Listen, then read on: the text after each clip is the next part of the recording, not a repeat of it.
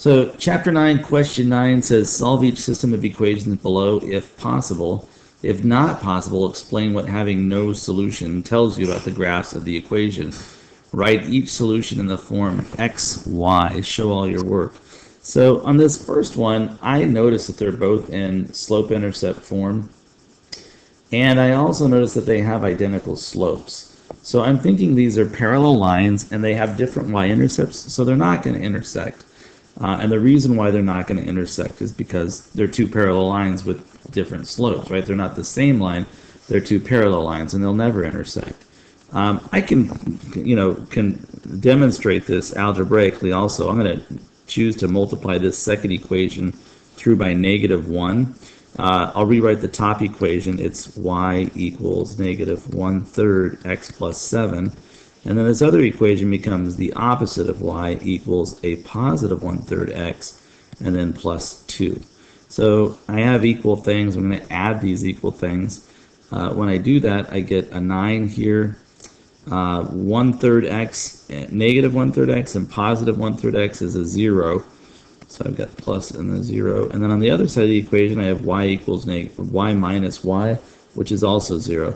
So this reduces to 0 equals 9, which is clearly a contradiction, right? So there is no solution. There's no point in which these two lines are going to meet, and it's simply because these two lines are parallel to each other. Part B has a little bit different setup here. We haven't done this before as a class. We do know what a quadratic looks like. We definitely looked at them in the first semester, and we know what a line looks like. I'm going to choose to just plot a few points here and see if that gets me anywhere. So let me just make a quick little table here. These are going to be x values and then the corresponding y values. And actually what I'm going to do is I'm going to do two different y's. Let me clean my table up. I'm going to do 1 is going to be the line, so 2 times x plus 3. And the other one's going to be the quadratic, x getting squared minus 2x plus 3. So I'm going to pick a few values of x. I'm going to start at -2, go to -1, 0, 1, 2, and then perhaps 3. And some of these are easier than others, right? For example, when x is 0, that's going to be a simple one to evaluate. On one of them, when x is 0, this equation is 3. And actually, the other equation is 3 also, which is interesting, because if an x value produces the exact same y value, that means that those two curves have to be at the same spot at the same time. So I believe that we found one of our solutions, right? When x is 3, y would when x is 0, y is 3 for both the first equation and the second equation. So that's a solution. But I know something about parabolas, right? I know quadratic. Quadratic give rise to these curves called quadratics, called parabolas rather. And if I have a parabola intersected with a line, there's a couple different things that can happen, right?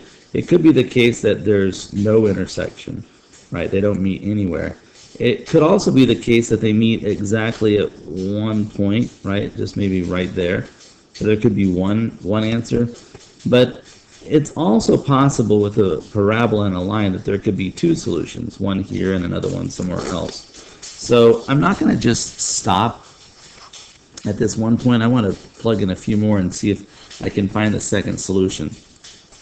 When x is -2, this becomes 2 times -2, I'm sorry, which is -4. I didn't mean to do that. It becomes 2 times -2 plus 3.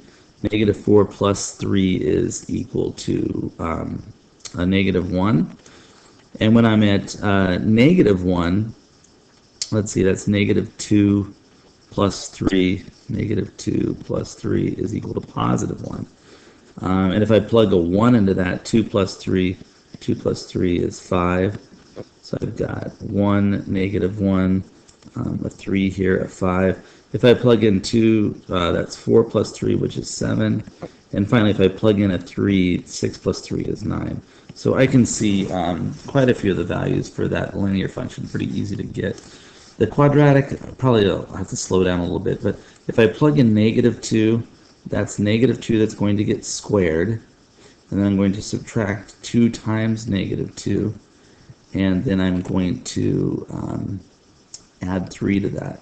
So I'm looking at 4 plus 4 plus 3. So that's 8, 9, 10, 11. So at negative 2, I'm at 11.